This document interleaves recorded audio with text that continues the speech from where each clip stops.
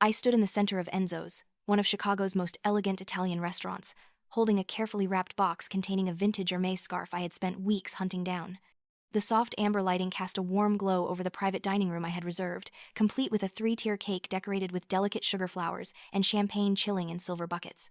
My mother's 70th birthday deserved something special, something that would finally show her how much I cared, how much I had always cared. My phone buzzed in my clutch. Miranda's name flashed across the screen. I smiled, assuming she was calling to coordinate her arrival. My older sister had always been the spontaneous one, often running late but arriving with dramatic flair that somehow made everyone forgive her tardiness. I answered cheerfully. The background noise of laughing children and splashing water should have been my first clue. Miranda's voice came through casual, almost bored, as if she were commenting on the weather rather than detonating a bomb in my carefully constructed evening. "Oh, Mom's not home. We're in Hawaii, actually. The trip you booked, remember? Just family, though." The words didn't register at first. They couldn't possibly mean what I thought they meant. I had indeed booked a trip to Hawaii, a $75,000 vacation package as a surprise for the whole family. 8 days at a luxury resort in Maui, oceanfront suites, private excursions, everything perfect. I had coordinated the dates around everyone's schedules, secured time off for my position as chief financial officer at Harrington and Associates, even arranged for a professional photographer to capture family moments I desperately hoped we would create. The gift box slipped from my fingers. The sound of expensive porcelain hitting marble seemed to echo through the suddenly silent room, though the restaurant around me continued its normal hum of conversation and clinking glasses. I stood frozen, watching pieces of the delicate wrapping paper flutter to the floor like dying butterflies. Just family, though. Those 3 words contained everything I needed to know about my place in the Vance family hierarchy. Despite being a Vance by birth, despite 35 years of existing, despite every sacrifice and every check I had written, I was not family. I was something else entirely, something I had refused to see until this precise moment when the truth became too obvious to ignore. I don't remember leaving the restaurant. I don't remember the cab ride back to my Lincoln Park penthouse. I only remember standing in my living room, surrounded by furniture that cost more than most people's cars, looking at my reflection in the floor-to-ceiling windows that overlooked the city. The successful woman staring back at me wore a designer dress and carried a career that was the envy of her peers, but her eyes were those of someone who had just realized she had been performing in a play where everyone knew their lines except her. The next morning, I did what I do best. I analyzed the data. Sitting at my dining table with my laptop and 3 years of bank statements spread before me, I created a spreadsheet. Numbers don't lie, and these numbers told a story more brutal than any words could convey. Monthly rent for Miranda's townhouse in Wicker Park, $2,500, times 36 months. Her car lease when she totaled her previous vehicle while texting, $650 monthly. The emergency loan when she lost yet another job, $15,000, never repaid. Dad's medical bills that somehow always became my responsibility despite his excellent insurance, various amounts totaling $48,000. Mom's credit cards that I had paid off not once but 3 separate times, totaling $63,000. The pattern continued, line after line, month after month, year after year. $250,000. $250,000 transferred from my accounts to theirs over 3 years. And that didn't include the previous years, the smaller amounts that had seemed like normal family support. The gifts and dinners and plane tickets and countless other expenses I had absorbed because that's what family does, except I wasn't family. I was a bank account with a pulse. My phone rang continuously that morning. Miranda called 6 times, my mother called 4. Dad sent a text that read, "Your mother is very upset. Call her." I turned off my phone and sat in the silence of my expensive apartment, feeling its emptiness in a way I never had before. After my divorce 3 years ago, I had thrown myself into rebuilding relationships with my family, believing that blood would provide the connection my marriage had failed to deliver. I had been so desperate for belonging that I never noticed I was the only one paying admission to this family. 1 month passed. I spent it researching, planning, and consulting with David Chen, a financial advisor I had known since business school. David had always been straightforward, never sugarcoating difficult truths. When I showed him my spreadsheet, he sat back in his chair and studied me with an expression mixing concern and something that looked like relief. "Eleanor, this isn't financial support. This is financial abuse. You know that, right?" I nodded slowly, the words settling into my bones like cold concrete.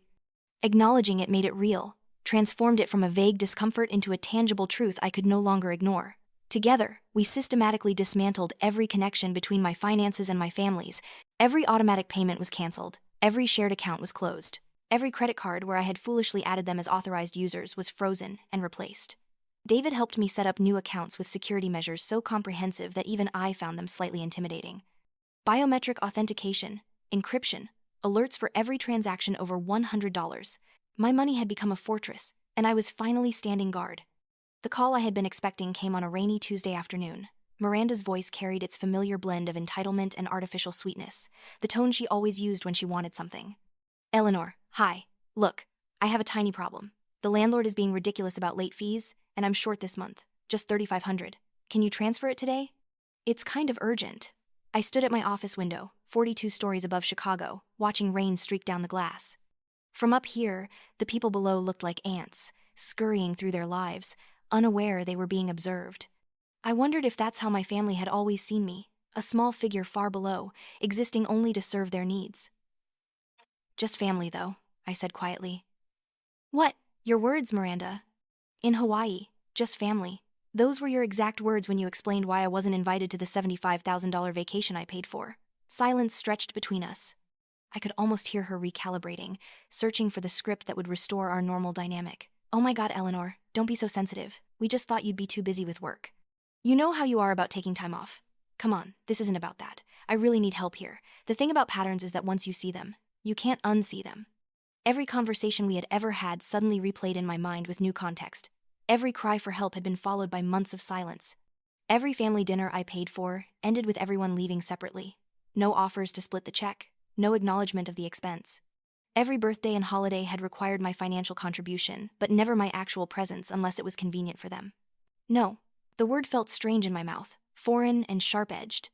I had never said it to my family before, not in any way that mattered. No? Miranda's voice rose an octave.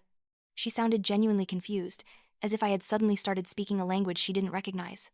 I'm not giving you money. I'm not paying your rent. I'm not solving your problems. I'm done. You can't be serious. Eleanor, we're family. No, Miranda, you made it very clear that I'm not family.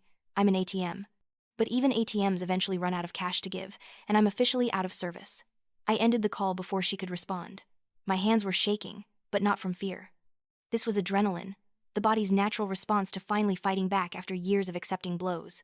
I sat down at my desk and continued working on a merger analysis, forcing my mind to focus on numbers and projections instead of the phone that was now lighting up with incoming calls and texts. Over the next week, the messages escalated from confusion to anger to what I recognized as manipulation.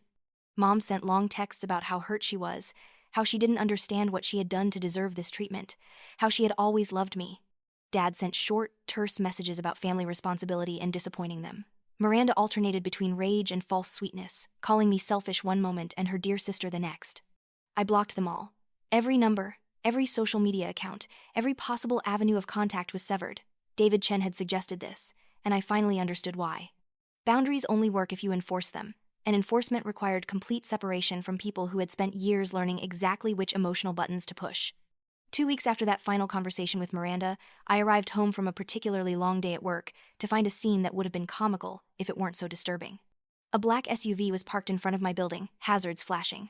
As I approached the entrance, 4 people emerged from the vehicle. My mother looked frailer than I remembered, leaning heavily on my father's arm in a performance of weakness that was almost impressive in its theatricality. Miranda wore her intimidation outfit, a sharp black suit that she probably borrowed for the occasion.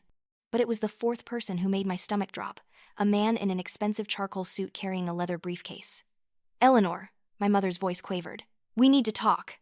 You won't answer our calls. The man stepped forward, extending a business card I didn't take.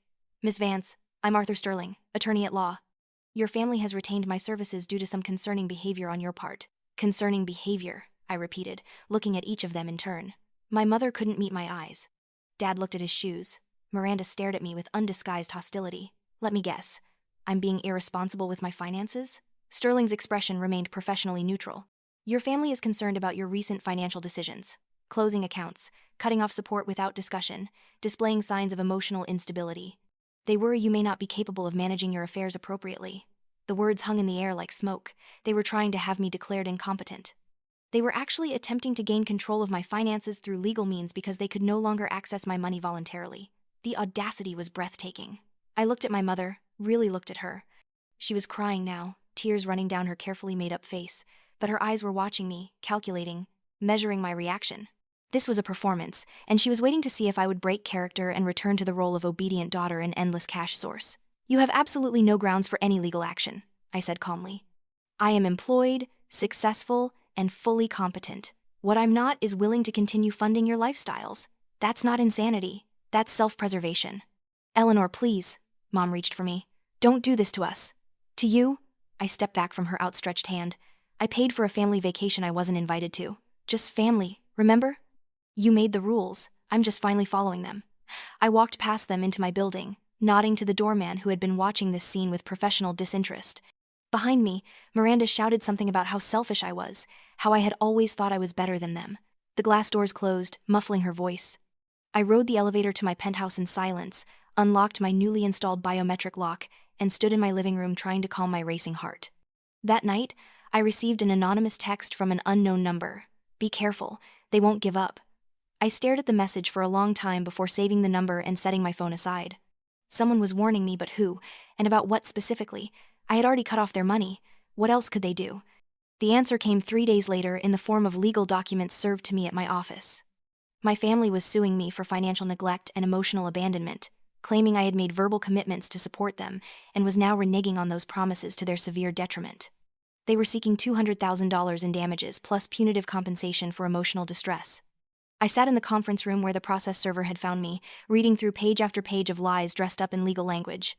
According to this document, I had promised to support my parents in their retirement, had agreed to pay my sister's living expenses indefinitely, and had created a situation of dependence that I was now cruelly exploiting. The filing painted me as a manipulative daughter who had used money to control my family and was now punishing them for some imagined slight.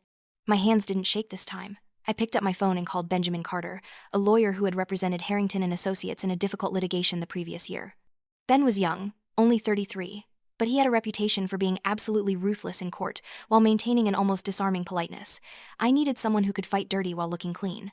Ben reviewed the filing that evening over drinks at a bar near his office. He read in silence, occasionally raising an eyebrow or making a note on his tablet.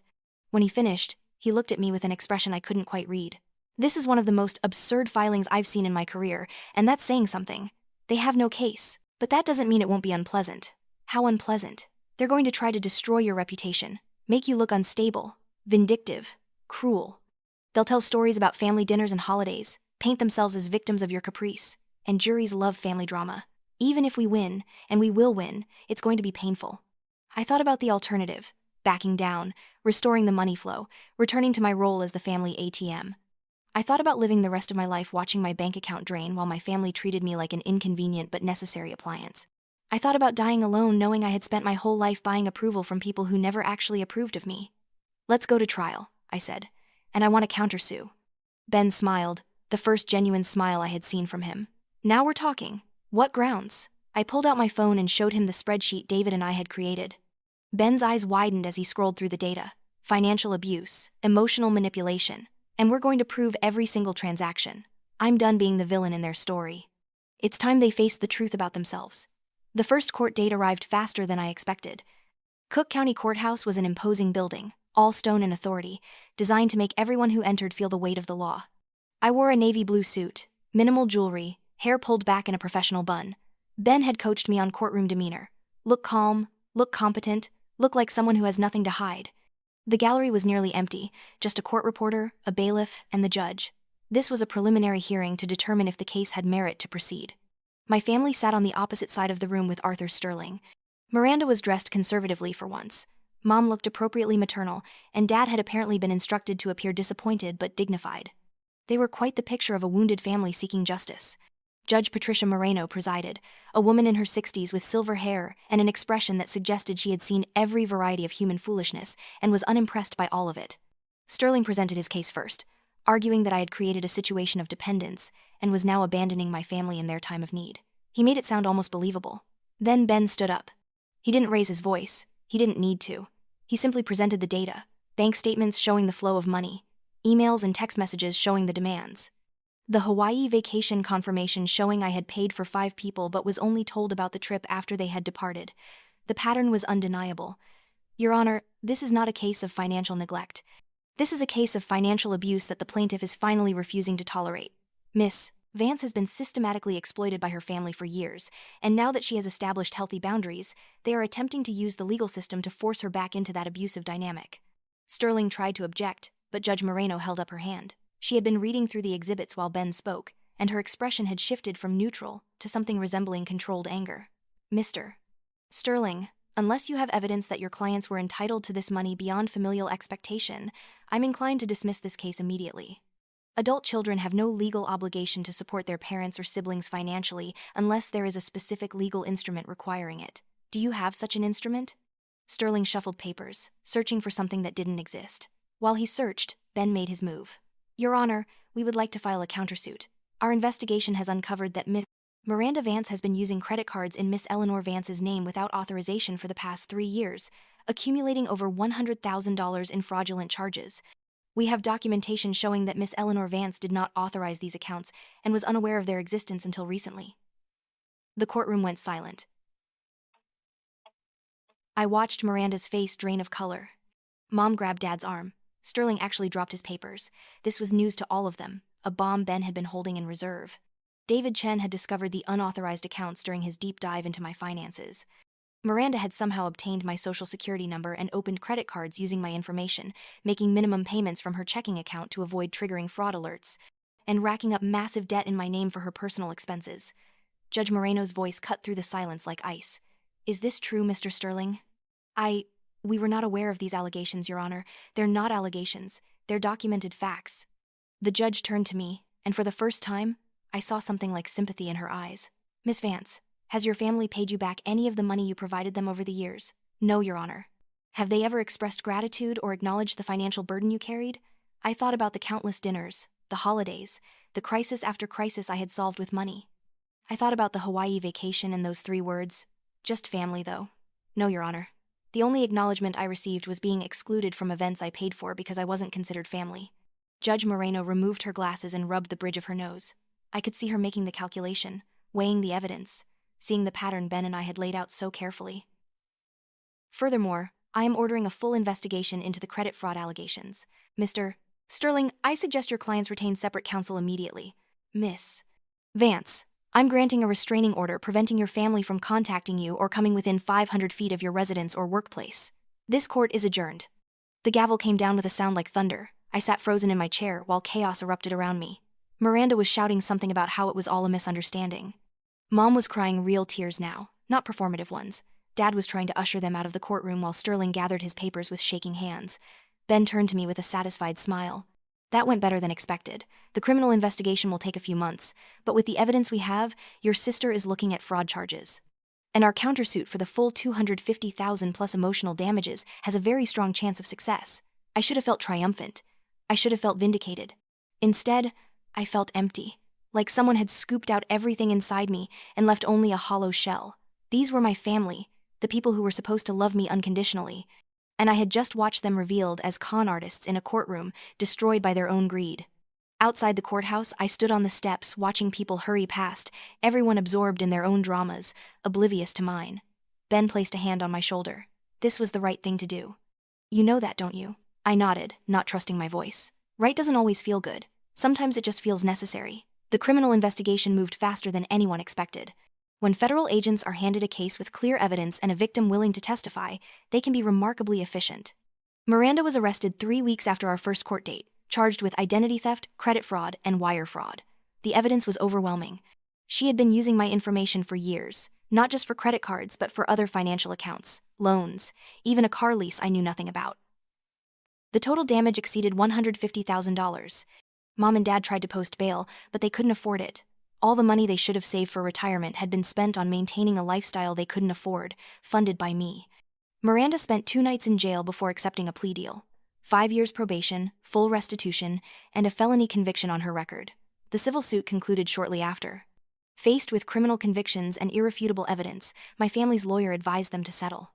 The final agreement required them to pay back every documented dollar I had given them over 3 years, plus an additional $100,000 in damages for emotional distress. The total came to $350,000. They didn't have it, of course. They would never have it. The settlement terms required the sale of my parents' house, the liquidation of all their assets, and a payment plan that would take years to fulfill. Miranda lost her car, her townhouse, everything. They were, in every practical sense, financially ruined. I should have felt victorious. I should have felt that sweet sense of revenge that comes from seeing justice served. But sitting in Ben's office as we finalized the settlement, all I felt was tired. Winning didn't erase the years of being treated as less than human. It didn't restore the family I had wanted so desperately to belong to. It just meant they could no longer hurt me.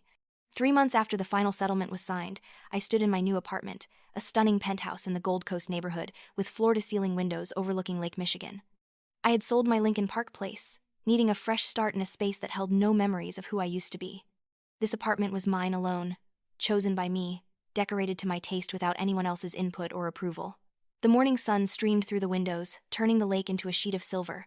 I made coffee using the expensive espresso machine I had bought purely because I wanted it, not because it was practical or approved by anyone else. I had started collecting art, real pieces from galleries, not prints or posters, but original works that spoke to something in me. The walls were covered with vibrant abstracts and moody landscapes, a visual representation of my emotional journey. My phone buzzed. David Chen was calling. We had started seeing each other about a month ago, cautiously at first, both of us wary of moving too fast, but David understood me in a way no one else did. He had seen my financial records before he saw my face.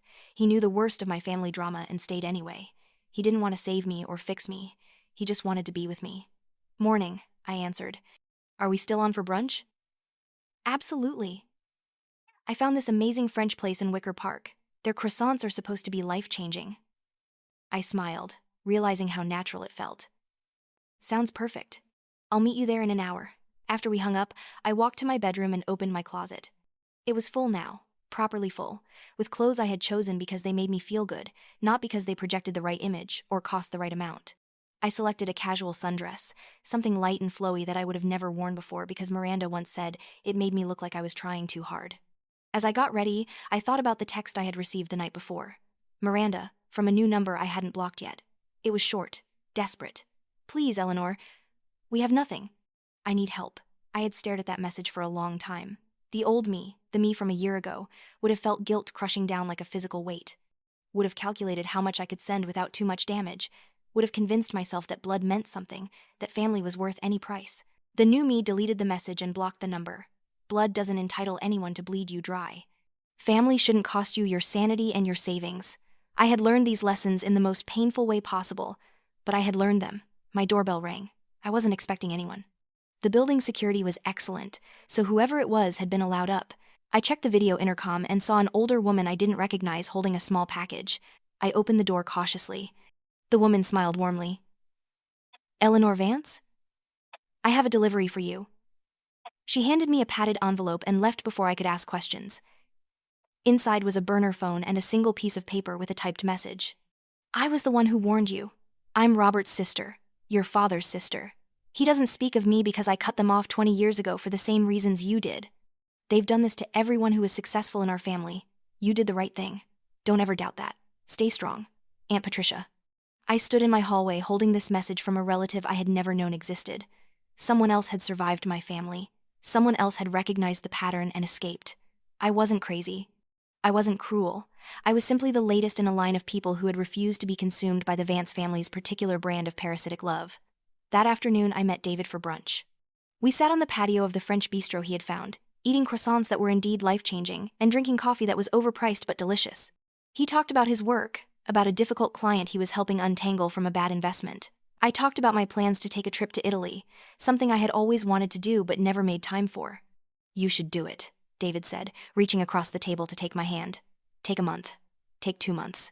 You've earned it. You wouldn't mind? Mind? Eleanor, I'd love to see you do something just for yourself. That's who you are now. Someone who lives for herself instead of being lived through by others." Later that week, I booked a 6-week trip through Italy. Rome, Florence, Venice, the Amalfi Coast. I would take cooking classes, visit museums, drink wine in trattorias, and walk ancient streets alone. Not lonely, but alone. And there was a crucial difference between those two states that I was only now beginning to understand. The night before I left for Italy, I sat on my balcony watching the city lights reflect off the lake. Chicago looked beautiful from up here, all those lives packed together, creating something larger than any individual part. I had spent so many years trying to be part of my family that I forgot I was already part of something bigger. I was part of this city, this world, this vast network of human experience that didn't require blood ties or shared DNA. My phone rang. Unknown number. For a moment, I considered not answering. But something made me pick up. "Eleanor," a voice I hadn't heard in months. "Dad," I should have hung up immediately. The restraining order had expired, but I had no obligation to engage. Yet something in his voice stopped me. He wasn't calling to demand or manipulate. He sounded old, defeated, broken. "I know I have no right to call. I know what we did. what I allowed to happen. I wanted you to know that I'm sorry. Not because I want your money. I know that's done. I'm sorry because we failed you as parents. I failed you as a father. You deserved better than what we gave you. Silence stretched between us. These were words I had waited my entire life to hear. But hearing them now, after everything, they felt hollow. An apology doesn't erase the harm. It doesn't undo the years of exploitation. It's just words in the air, dissipating as soon as they're spoken. Thank you for saying that, I said finally. I mean it, but it doesn't change anything. I can't be your daughter anymore. I can't be your solution. I have to be myself, and that means you can't be in my life. I understand. He paused, and I heard him breathing, choosing his words. I hope you're happy, Eleanor. I really do. You deserve that. He hung up before I could respond. I sat holding my phone, feeling an unexpected wave of grief wash over me. Not for what I had lost, but for what I had never actually had. I grieved for the father who might have existed in some alternate universe, the mother who could have been, the sister who might have become a friend. I grieved for the family that had never been real. But grief is a strange thing. It can coexist with relief, with joy, with hope. I was grieving and free at the same time, mourning and celebrating, letting go and moving forward. All of it was true. All of it was real. The next morning, I boarded a plane to Rome. As we took off, I watched Chicago shrink below me, that familiar skyline becoming abstract, becoming memory. Somewhere down there, my family was living the consequences of their choices. Somewhere down there, the woman I used to be was finally, truly dead. I spent 6 weeks in Italy living a life I had only dreamed about. I took a pasta-making class in a Tuscan villa and ate my imperfect creation with a table full of strangers who became friends for an evening. I stood in the Sistine Chapel and cried at the beauty of it, at the human capacity to create something transcendent.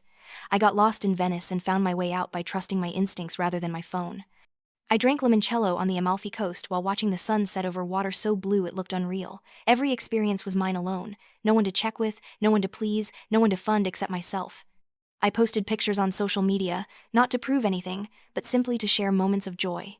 Comments came from colleagues, from David, from friends I had neglected during my years of family servitude. Everyone said I looked happy, radiant, free. They were right. When I returned to Chicago, I found that I had become someone slightly different. The woman who left was still healing, still uncertain, still learning to trust her own judgment. The woman who returned knew something essential about herself. I was enough. Just as I was, without anyone's approval, without anyone's permission, I was enough. 6 months after my return, David and I moved in together. Not out of convenience or fear of being alone, but because we wanted to build something together. A partnership between equals, where love was freely given and gratefully received, where no one kept score and no one owed more than they could comfortably give. I still occasionally got messages from family members. Miranda sent desperate pleas from various numbers. Mom sent guilt-laden emails about how hard their lives were now. Distant relatives I barely knew reached out, having heard I was wealthy and successful, wondering if I might invest in their business ideas or help with their children's college funds.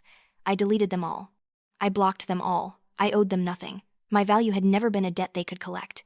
It had never been measured in the numbers in my bank account or the sacrifices I made. My value was inherent, unchangeable, mine alone to define. It had taken me 35 years and $250,000 to learn that lesson, but it was worth every penny and every painful moment.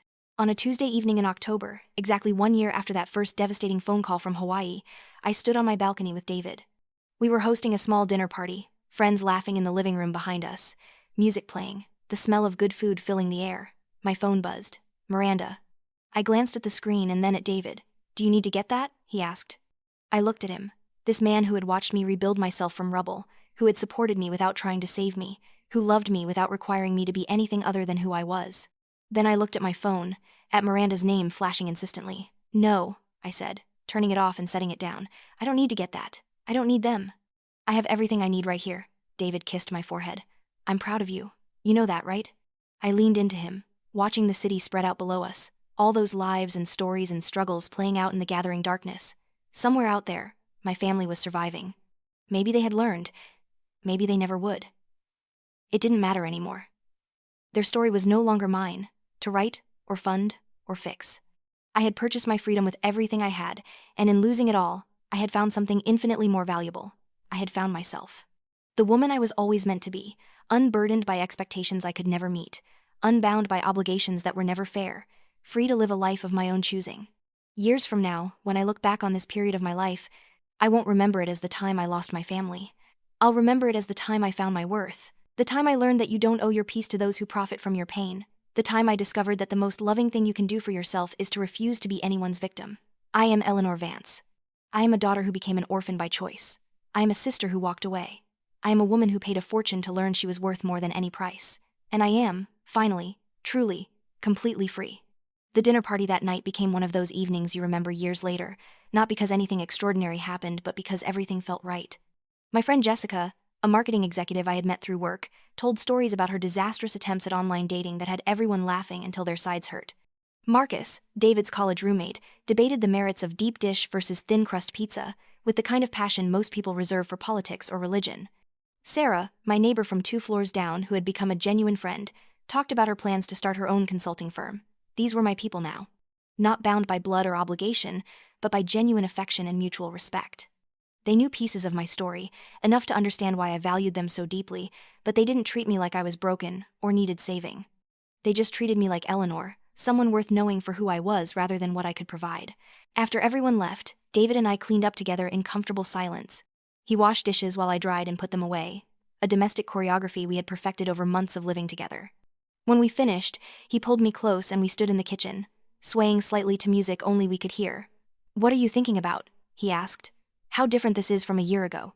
How I used to throw elaborate dinners for my family and clean up alone while they left without helping. How I convinced myself that was normal, that I was being sensitive for wanting acknowledgement. And now?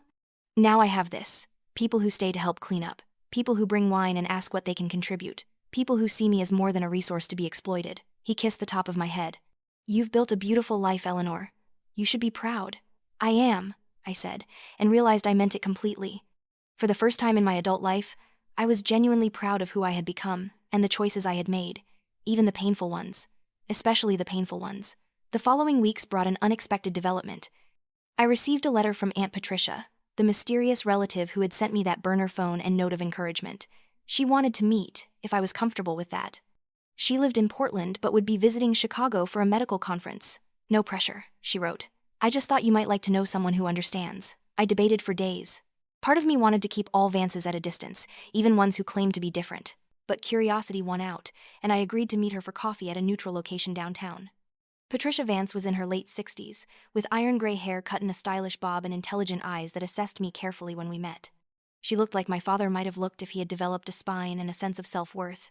We ordered our drinks and sat in a corner booth, studying each other. "You look like your grandmother," she said finally. "My mother. She was the only decent person in that family until she died when I was 16. I didn't know her. Of course not. Your father barely remembers her himself. She died young, and after that, the family became what it is now, a machine designed to extract resources from anyone foolish enough to care." Over the next 2 hours, Patricia told me her story. It was eerily similar to mine. She had been the successful one, a cardiac surgeon who had built a thriving practice in Portland. For 15 years, she had funded her siblings' lives, including my father's, believing that family meant endless sacrifice. Then, during a particularly difficult period in her career when she was fighting a malpractice suit that would eventually be dismissed, she had needed support. Her family's response was to ask her for money to cover a vacation they wanted to take, assuring her that she would be fine because she was strong and successful. "That was my Hawaii moment," she said. "The moment I realized I was an ATM with a pulse, as you so eloquently put it in your court testimony. Yes, I followed your case. The legal community is surprisingly small, and your situation made waves. I wanted to reach out earlier, but I wasn't sure you'd want to hear from another Vance. I'm glad you did. I didn't know anyone else had escaped. There are probably others." The Vance family has a pattern that goes back generations. Someone successful emerges, becomes the family's financial engine, gets drained until they're empty or they wise up. I chose to wise up. "Sounds like you did too. Do you have regrets?" Patricia considered this, stirring her coffee thoughtfully. "I regret that I can't have the family I wanted. But I don't regret leaving the family I actually had. Those are two different things. You can mourn the fantasy while celebrating your escape from the reality." Her words resonated with something deep inside me. I had been carrying guilt about grieving people who were still alive, people I had chosen to leave. But Patricia was right. I wasn't mourning my actual family. I was mourning the idea of family, the potential that was never going to be realized, the connection I had craved but never truly received. Before we parted, Patricia gave me her contact information. "Not an obligation," she said. "Just an option. If you ever need to talk to someone who truly understands, I'm here. No strings, no expectations, no debts. Just one survivor to another." I hugged her, surprising both of us. "Thank you for reaching out." Thank you for surviving and showing me it's possible. More than possible, she said. It's essential. Survival isn't the same as living, but it's where living starts. The encounter with Patricia shifted something in me. I had been focused on what I had lost, but meeting her helped me see what I had gained. A blueprint for long-term survival, proof that cutting ties with toxic family didn't doom you to loneliness, and validation that my experience wasn't unique or crazy. Winter came to Chicago with its usual dramatic flair, transforming the city into a snow globe version of itself. David and I developed rituals. Sunday morning walks along the frozen lakeshore, weeknight cooking experiments that sometimes succeeded and sometimes resulted in ordering takeout, Friday evening jazz clubs where we could disappear into music and each other. I received a promotion at work, becoming Executive Vice President of Finance. The announcement came with a significant raise and a corner office that overlooked both the lake and the city skyline. My boss, Catherine Harrington herself, called me into her office to deliver the news personally. You've done exceptional work this year, Eleanor. Not just in your financial analysis, which has always been excellent, but in your leadership. You're more confident, more decisive, more present.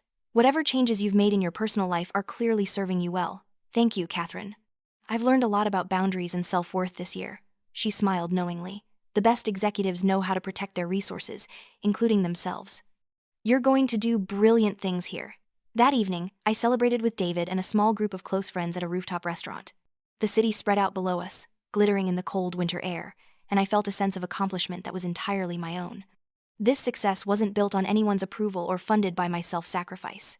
This was mine, earned through skill and determination and the clarity that comes from knowing your own worth. My phone buzzed during dessert, a text from an unknown number. I almost ignored it, but something made me check. It was a photo. Miranda, standing in front of a small apartment building in what looked like a less affluent neighborhood. She was wearing a retail uniform, the kind worn by big box store employees. The message below read, "This is my life now. Are you happy?" I stared at the photo for a long moment. The old me would have felt crushing guilt. Would have calculated how much I could send without too much damage. Would have convinced myself that her circumstances were somehow my fault, my responsibility, my burden to fix. The new me recognized manipulation when I saw it. She was trying to make me feel responsible for consequences she had created through her own choices. Her fraud, her entitlement, her refusal to live within her means. These were not my doing. I had simply stopped enabling them. I deleted the message and blocked the number. David noticed my expression and raised an eyebrow in question. "Miranda," I said, trying to make me feel guilty for her having to work a regular job like a normal person. "And how do you feel?" I thought about it honestly, sad that she's learned nothing. Relieved that it's not my problem. Grateful that I'm here instead of there. "That's growth," he said, raising his glass.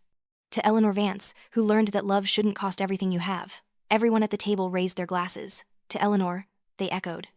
And in that moment, surrounded by people who valued me for who I was, rather than what I could provide, I felt something I had never quite felt before. I felt beloved, truly beloved, in a way that had nothing to do with money or sacrifice or obligation.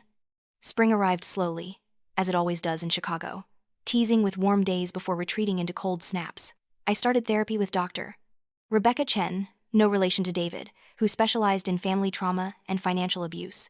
I had resisted therapy initially, convinced I had already done the hard work of cutting ties and moving on. But Patricia had recommended it, and I trusted her wisdom. Dr. Chen helped me see patterns I hadn't recognized. The way I still sometimes overfunctioned in my friendships, trying to prove my worth through helpfulness. The way I occasionally tested David's affection by pulling back, waiting to see if he would chase me or abandon me. The way I struggled to ask for help, even with small things, because asking felt like creating debt.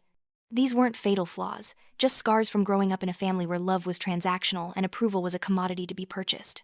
Dr. Chen taught me that healing wasn't about erasing the scars but about understanding them, working with them, not letting them control my choices. One session, about 3 months into our work together, she asked me a question that stopped me cold. "Eleanor, do you forgive them?" I sat with that question, feeling its weight. Did I forgive my mother for weaponizing her weakness? Did I forgive my father for his cowardice? Did I forgive Miranda for treating me like an ATM? "I don't know," I said finally. "I don't think about them enough anymore to have strong feelings either way. Is that forgiveness or just indifference? Maybe it's both. Maybe forgiveness isn't about absolving them. Maybe it's about releasing yourself from the need to carry their actions around like stones in your pockets." I liked that image. I had been carrying stones, heavy with resentment and hurt and anger, using them as proof of how wronged I had been. But proof for whom? The people who hurt me didn't care. Carrying those stones only hurt me, weighed me down, kept me tethered to a past I was trying to leave behind. "I think I'm ready to put the stones down," I said. "Then put them down. Not for them. For you." That night, I performed a small ritual. I wrote letters to each member of my family, letters I would never send. I wrote about the hurt, the betrayal, the years of feeling invisible, except when they needed something. I wrote about my anger and my disappointment and my grief. And then I wrote about letting go, about choosing my own peace over their chaos, about walking away from a game I could never win. When I finished, I took the letters to my building's rooftop, the same place where I had celebrated my promotion. I burned them in a metal fire pit, watching the paper curl and blacken and turn to ash. The words I had written disappeared into smoke, carrying away the weight I had been holding. As the last flames died, I felt something release in my chest, a tightness I hadn't fully recognized until it was gone. I wasn't carrying their stones anymore.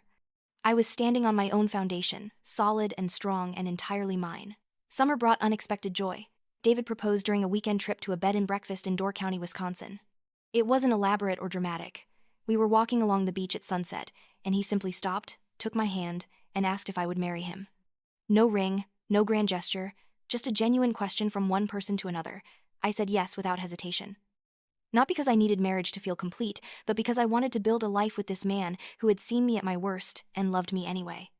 Who understood that my boundaries weren't walls but windows, letting light in while keeping harm out. We planned a small wedding, just 20 people, the ones who mattered most. Friends from work, from my neighborhood, from various corners of my rebuilt life. Patricia flew in from Portland and stood as my family representative, the only Vance I wanted present.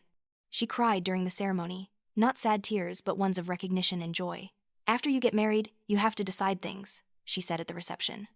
David's mother asked me the inevitable question about whether I had invited my parents. No, I said simply. They're not part of my life. She looked scandalized. But they're your parents. Surely on your wedding day, you could make an exception. Making an exception would be cruel, I explained. It would give them false hope that the relationship could be restored. It would open a door I've worked very hard to close. Love shouldn't require self-sacrifice to the point of self-destruction. David's mother didn't understand. I could see it in her face. But David squeezed my hand, and that was enough. Not everyone would understand my choices, and that was okay. I didn't need universal approval. I just needed my own. The wedding was perfect in its imperfection. The caterer brought the wrong appetizers. It rained during our outdoor ceremony, forcing everyone under a tent. My dress got mud on the hem. None of it mattered.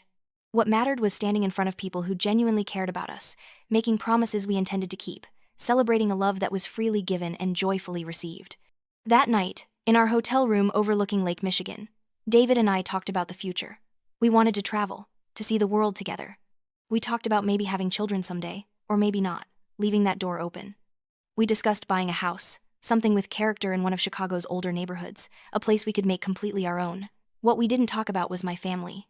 They had become irrelevant to our plans, to our dreams, to our life. They existed somewhere in the city, living their consequences, but they were no longer characters in my story.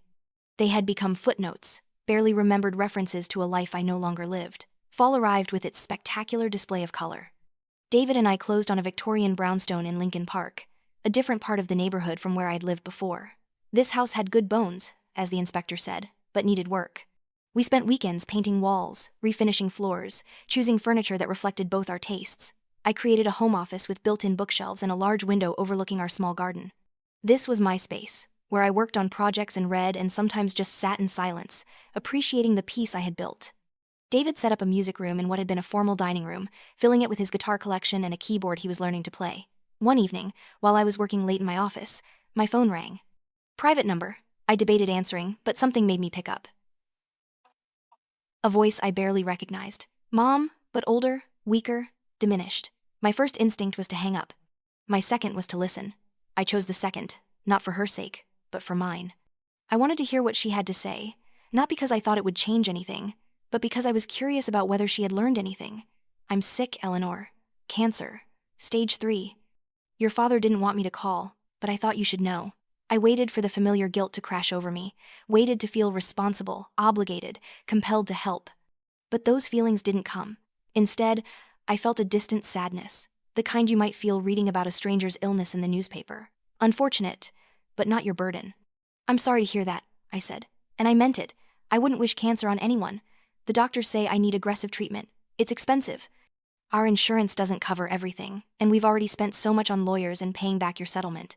There it was. The real reason for the call. Not to inform me, but to extract something. Even facing cancer, even diminished and desperate, she was still trying to use me as a financial resource. The pattern was so deeply ingrained that she couldn't imagine another way to relate to me. "Mom," I said gently but firmly, "I hope you get the treatment you need, but I'm not going to pay for it. I'm not going to help you financially. That part of our relationship is over. But I'm your mother. Biology doesn't create obligation. I've learned that the hard way. I wish you well, I really do. But wishing you well doesn't mean funding your life. How can you be so cold? I raised you. I gave you life, and I'm grateful for that. But gratitude doesn't mean endless debt. I've already given more than was fair or healthy. I'm done now. So you're just going to let me die? I'm going to let you face your own challenges the way I've had to face mine. Alone, with the resources you have, making the choices you can make. That's not cruelty. That's reality." I heard her crying on the other end of the line. Part of me wanted to comfort her, to soften the blow, to make this easier. But making it easier would be lying, would be giving false hope, would be opening a door I needed to keep closed. "Goodbye, Mom. I hope things work out for you. But they won't work out through me." I ended the call and sat in my office, waiting to feel something. Guilt, sadness, regret. But what I actually felt was relief. Relief that I had held my boundary. Relief that manipulation no longer worked on me. Relief that I could recognize a transaction disguised as a relationship and decline to participate.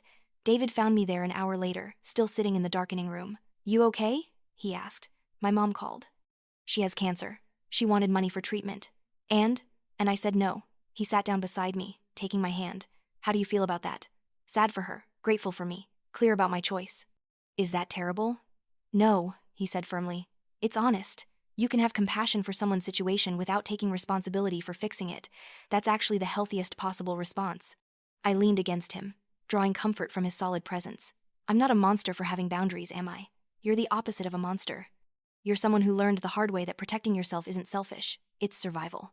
We sat together as darkness filled the room, two people choosing each other every day, building a life based on mutual respect rather than mutual obligation.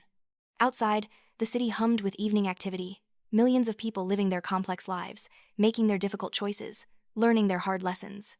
Winter came again, my second winter as a truly free woman. The house was warm and filled with comfortable furniture and silly decorations David and I had collected. We hosted Thanksgiving, our first as a married couple, and our small dining room was packed with friends and laughter and entirely too much food. Patricia came, along with David's family and several friends from work. As I looked around the table at people who had chosen to be there, who wanted to celebrate with us, who saw me as more than a resource, I felt overwhelmed with gratitude. Before we ate, David suggested we go around the table sharing what we were grateful for. It was cheesy and traditional, but also genuine. When my turn came, I looked at each face around the table,